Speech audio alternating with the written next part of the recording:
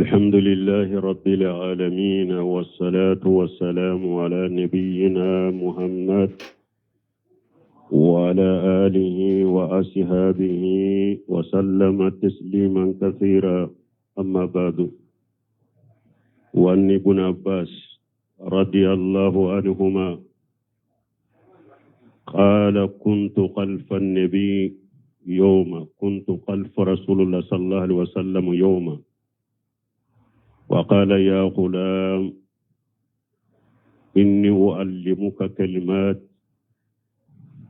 احفظ الله يحفظك، احفظ الله تجده تجاهك، إذا شالتا فاشال الله، وإذا استعنت فاستعين بالله. واعلم أن الأمة لو استمعت على أن ينفوك بشيء لم ينفوك إلا بشيء قد كتبه الله لك، وإن اجتمعوا على أن يضروك بشيء لم يضرك إلا بشيء قد كتبه الله عليك. ورفعت الأقلام وجفت الصحف. رواه الترمذي. وفي رواية لغير الترمذي: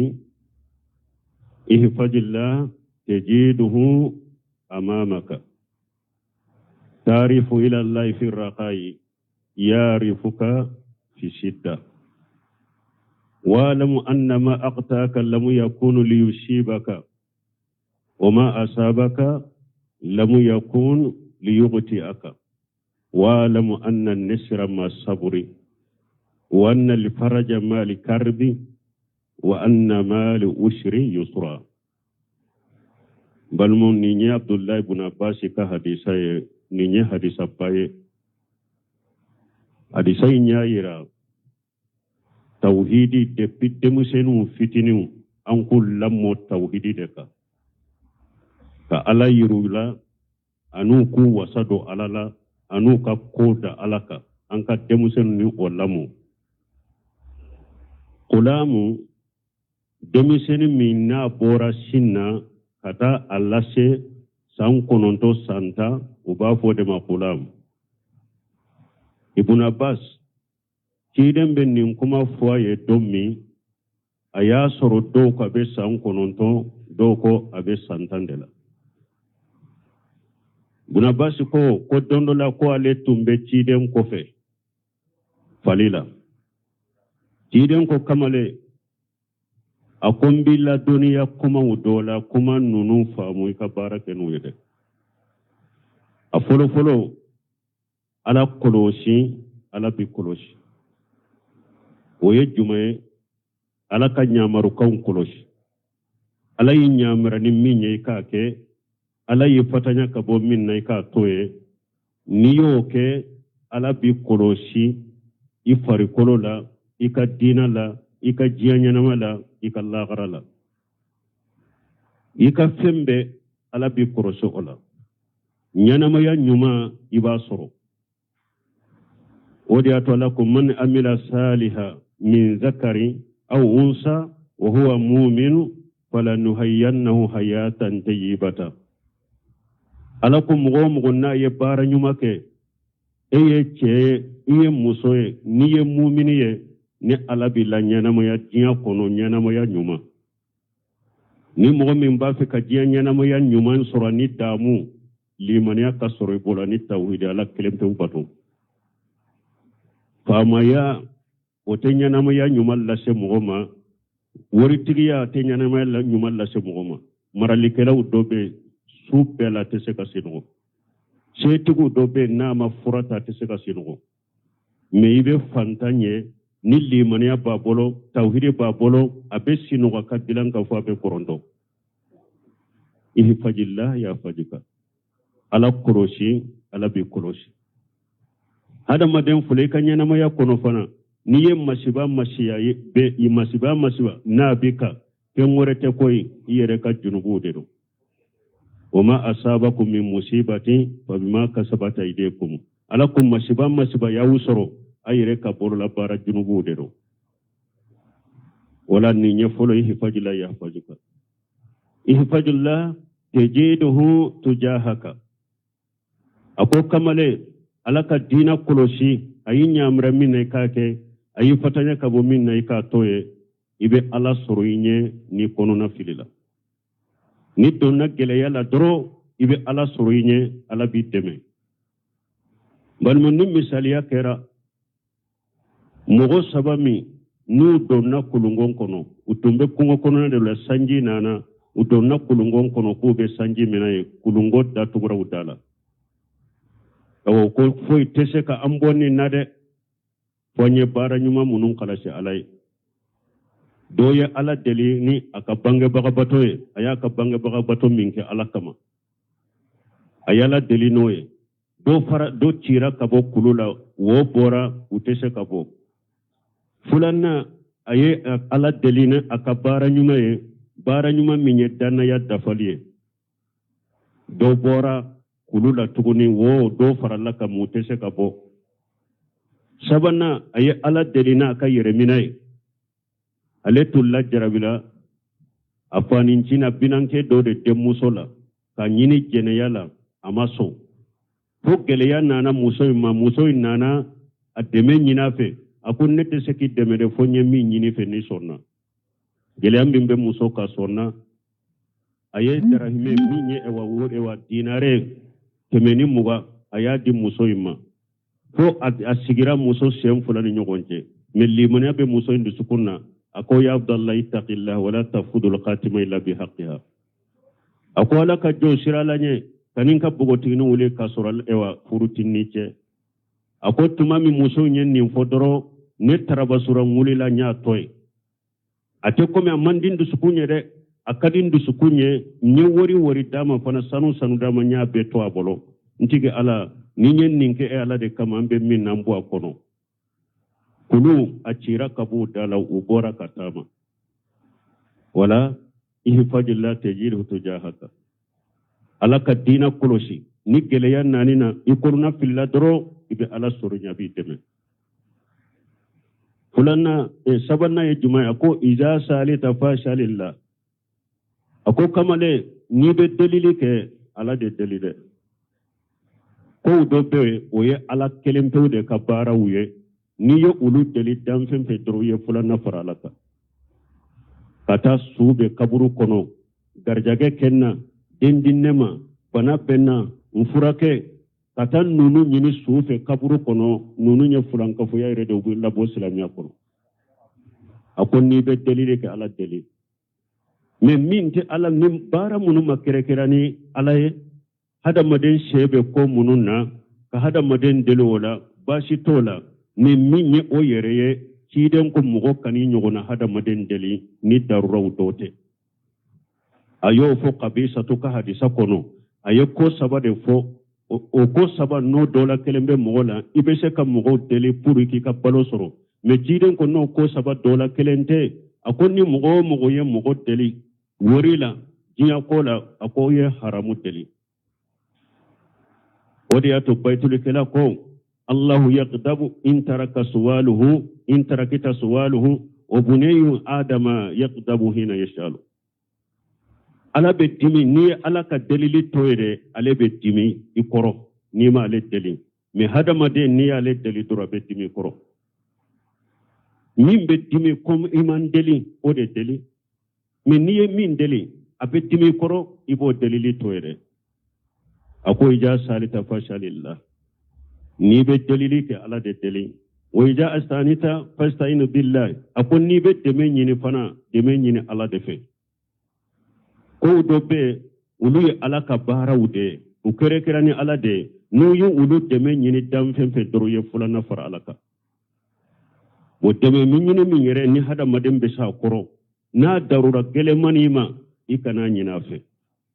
parce que hada madem fule ni ye deme nyina fe ube ya deli imma aniso ina maloya imma ni kumanteya ina dogoya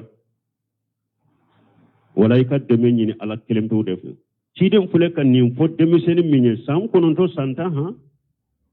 pour ani nunun kallamu nunun kan mi addu sukun kono ka janya na maya be nya bolo chokomi o ko fe ciden ko وأعلم أن الأمة لو اجتمعت على أن يضرك بشيء لم يضرك إلا بشيء قد كتبه الله لك أكو كما ليكا دو نيجيا بيدي فرلا نيونكا دامفن بي نو بي فرلا نيونكا دي كو كرسا فولي أنكا دغو أنكا تورو جيدن كو تسكا فوي كيلا لما ميسبي جيا بي kabila kelente dugu kelente jamana kelente de ni tiya bede farla nyon kan ka karasa toro de anka dogu de anka kele de utese ka foyi kila la mami sabika qul lan yusibana illa ma kataba Allah lana ala ko cida fuye foyi tese ka an soro ni ala mami sabanye ako wayni istamaw ala an yanfauka bi shay'in lam yanfauka illa bi shay'in qad katabahu Allah alayka awa kunni tiya be mantom be nu be farala nyogon ka fana ko anka karasan nafa utese kan nafa silla simala mami sabiye mantom be jamana kelente dugu kelente jama kelente kabila kelente jiya be damfem be nu be jerade anka je karasa kama anka karasa nafa anka ninkaye anka ninka utese ka foyi kiye ni alama min sabiye وفنا لكو وين يمسسك الله بدر فلا كاشف له إلا هو وين يريدك بغير فلا رد لفضله على قرآن كنو أكوني على يلا نيني كوي كتورا لاسي إما فوي تسكا تورا يمبوي كاني على دي وين يمسسك الله بدر فلا كاشف له إلا هو ni ala ye tora lasima mogo si tese ka tora imboy ka ni ala kelempe wute ni ala ye hera la nyini ni mogo minya fana mogo si tese ka la ka fasamantain sage ka boy ya be nu ko nema min ba bolo fasamanta min ba bolo an ko de gurja ko boy tese utese ka fuike ni ala ma min sabe kidan ko rufiat al aqlam wa jaffati suhuf ako kalimu korotara papier jara مانا كتب الله المقادير مقادير الخلائق قبل أن يخلق السماوات والأرض ب50,000 سنة على يدام فون كلا تيجي سبب له المحفوظ لا سني على كسان كبولون فنا دوما كلون فلا داني سامبا بدوريه هذا مدين كلا تيجي بسبب له المحفوظ لا ودا تجيدن كروفيات الأقلام وجفت الصحف kalimu korotala eka latige be eka nyanamaya be eka jinya ko eka lagara ko depuis sankaba wolon furan duma kolon furan madani sambi duruye kalimu ya sabe kalimu korotara kabwaka asabira papier min na papier na jara foi tese ko yelema ora tumbalimu karamugo baw ko ni hadisa ya hadisa bay ko hadisa kaba kolendo ko ni hadisa ko hada made ni hadisa birinya koro wakati be ite sira foye kanyana moya koro ni ala kelempe ute turumije hadisa innati ni chogola turumije tana oye hadisa innati riwaya werela ko ilu fajullah tajiduhu amamaka ko ala kolosi ala ka dan kolosi ala ka dina kolosi ko ni korona filira ibe ala sorinya bi deme tarifu ila allahi fi ragai yarifuka fi sita kon ni ben no yala ala do ni geleya nanila ala fana bi do wakati mi ala korosi kala ka dina korosi ka siralanye ikal limaniyata ni e fana degun do na degun degula ala bi bo o man yattaqillah yaj'al lahu makhraja wa yarzuquhu min haythu la yahtasibu ni mugo sirana alanye degun ni donna ko ala ko sani jege ka yunusu kunu na tuntene ala ka sumunale fo bagaye atumbete jego in kono fo la gara me munya bo jege in kono sani jege in ka kono ala bato bagado ala ko suma bagado ala ya bo degun na tumami degun nya soro donc ala do ni be no yala ni gele ya nana ala bi do ako wa alamu annama asabaka lam yakun liyuqta'aka wa alamu annama aqta'aka lam yakun liyusibaka ado tungo fenyi je ikanyana maya kono otunti soro tungo fenyi je ikanyana maya kono otunti soro de qul lan yusibana illa ma kataba Allahu lana ni fengo fe ni jede o tintu soro fengo fe ni soro fana wala manna ma asabaka lam yakunu liyaqti'aka fengo fe fana ni soro ado o tintu jede akoy kan nindo wa alama koy ka do anna nisra ma saburi ado ko alaka deme abe fara sabali de kade wala in sabaritum lahuwa khairu lisabirin ala ko naw sabarila ko sabali de kani sabali bagama de kam min fi'ati qalilati qalabati fi'atan kathiratan bi jinillah wallahu ma sabirin ala ko jama pitini kacha na shera jama chamama ni ala ka jenye ala be fara sabali bagade ka sabaru ala ta'atillahi wa sabru amma shiyatillahi wa sabru ala qadarillahi mulima sabali yen kalke sabade ka sabali ka ala bato ka sabali ka ala soso ka toye ka sabali ala kala tige dimine ngoro ni mugo sabarira ala ka demembe na ala ka demembe fara sabali de ka walam anna al fariza ma farajan malik karbi akoy ka do fana ni e ba fo yere ka foni soro ala bolo gele ya de bi soro de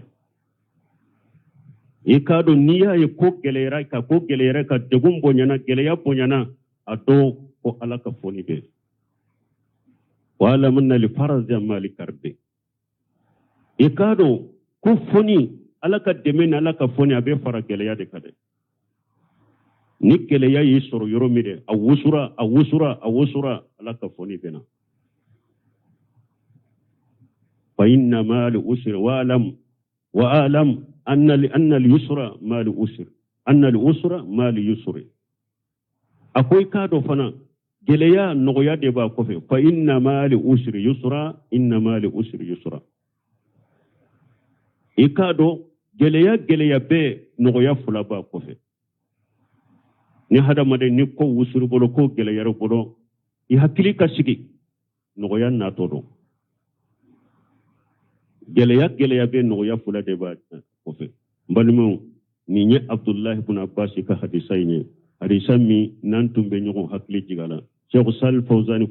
ko akoni mugo yenni harisa bilinye ko re kanyana ma yakono ni ala kelempe wote te sira foye mbalimo ko banna koy wode ya ton ko hari bi hadama dawniya e wa palom no korona fili bi hadama dawma amma tawhidin deta wallahi ni mugo ye tawhidi takallimaniyata ni hadisa una nyogona ka da ula ku bilinye koro ikanyana mo yakono mugo siddu sukulla fa lento kibo mugo tobe sinya na ko min kama hammini kami wote polo foye ko bannaw ala tilala ko bela ala ye ko bella tige ka tila bela foite hadama den soro ka sine ka nyana mo yakono ni ala ma mi sabe subhanakallahumma rabbuna bihamdika shalla la ilaha illa anta astaghfiruka wa atubu ilayk